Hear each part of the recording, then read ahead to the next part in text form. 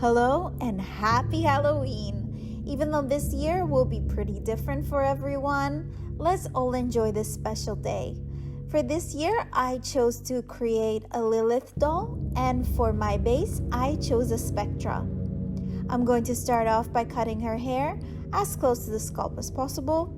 I chose this doll because of her ghoulish limbs, her ghostly limbs, and the nice bone structure of her face. And then I'm going to dunk her head into hot water, remove the head, and with the help of my tweezers and a circular motion, I will remove the remainder of the hair from the inside. Once I'm done, I'm going to get 100% acetone and remove her factory paint.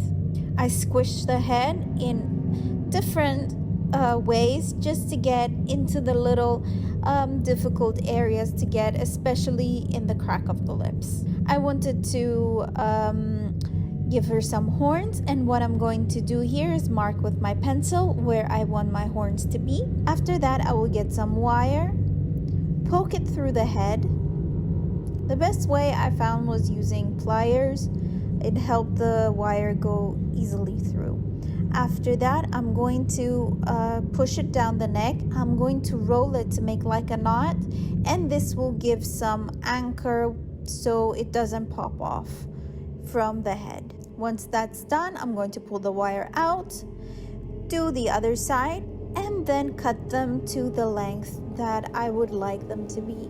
Give them shape and form, and after that, I will be using my epoxy sculpt to create the horns. Once I'm done sculpting the horns, I will leave it on for about an hour so it becomes a little bit more, so it hardens a little bit, and it's easier for me to create the markings for to give some texture to the horns. I use the back of an X-Acto knife to create them, and basically what I'm doing is just creating circles all around the horns. Once I'm done and they're all dried up after 24 hours, I will start sketching out with the pencil where I want to give her a widow's peak. So I'm trying to get it as centered as possible, using the nose as my guide. Once I'm happy with the shape, I will be painting her head and the horns black with some acrylic paint. Once she's all done, I will start rerouting her. And I'm using Midnight Mystery, I think, Saran hair from Retro Dolls.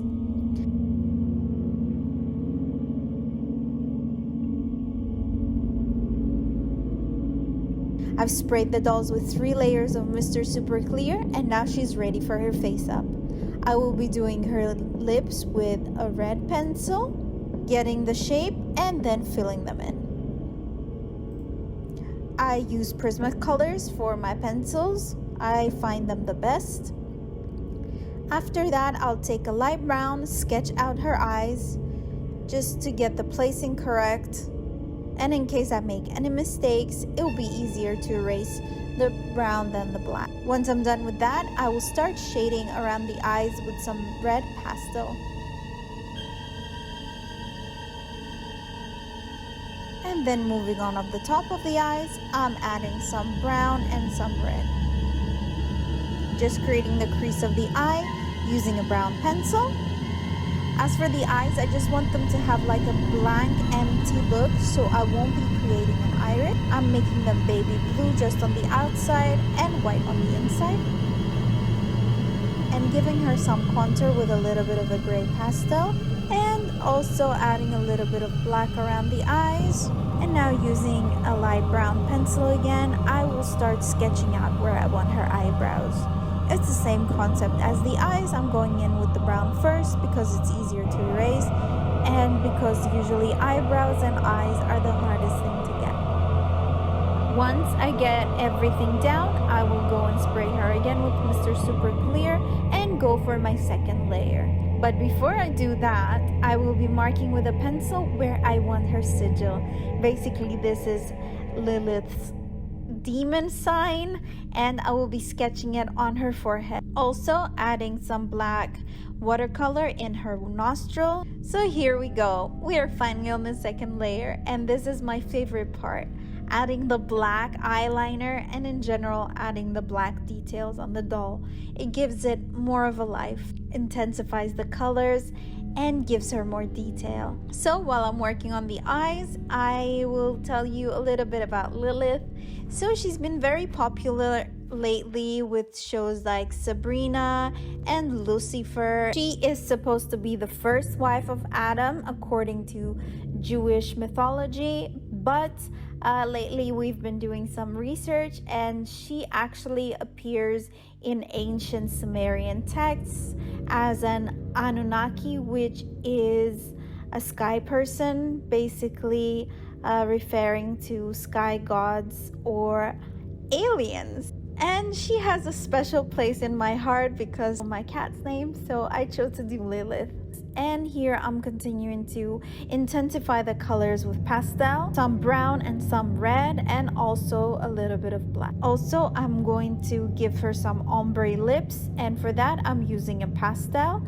I'm going on the inside and also on the sides of the lips. Intensifying her demon sigil with black pencil, and now going in finally with black on the eyebrows. So what I'm going to do next is to do about another 2 layers on the doll, just to intensify all the colors and make them pop out and add some more detail.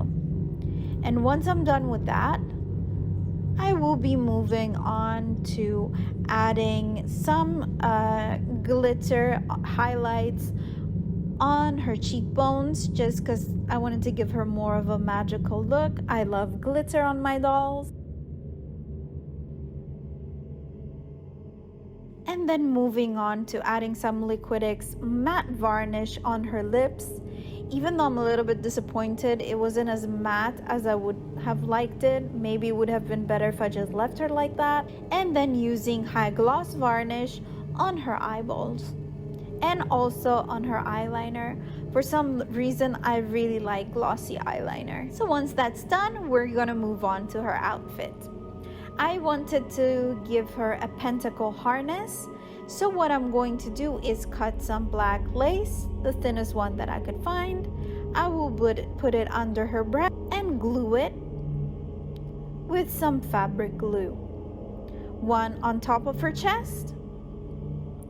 Then I will be passing through the bottom ribbon, another one which I will make into a triangle, pass over her shoulders and glue it in the back. And now she needs another 2 to complete the pentacle, one that will be leaving from her breast and going up to her shoulder. So that's pretty much it. That's the harness done. And now we're moving on to her dress. I wanted her to look very royal and sparkly, so I chose this extra sparkly black fabric. And pretty much I kind of whim my patterns, and I just sketch the doll and then go with instinct. So that's a lot of trial and error. I want to give it like an open part on the chest so you can see the harness. So that's my pattern. I'm going to cut it, go on and stitch it, and here's the dress. And I want her to have a huge tail, so what I did is measure it with this, I don't know what it's called in English actually. I'm going to make a circle, and then I'm going to sketch out and make it into an egg shape so it has a longer train in the back.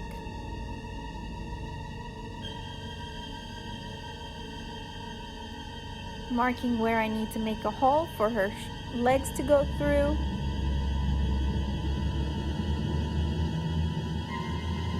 So here's the finished dress, the final result, and I love it. It's so sparkly. Also wanted to give her some puffy sleeves, and I'm using a thin tool. I'm kind of zigzagging a needle through with some thread to make it all nice and ruffly, and I'm going to stitch it onto the dress. And here's the final result of the dress. I chose these shoes that are from an operetta doll. I think they match pretty nicely. They've got some spider webs. Let's remove the sock from her head, and it's time to assemble her and then pop on some eyelashes. I'm using gem glue for that and the help of my tweezers. And that's it. This my doll, thank you for watching. I hope you enjoyed this video and had a great Halloween.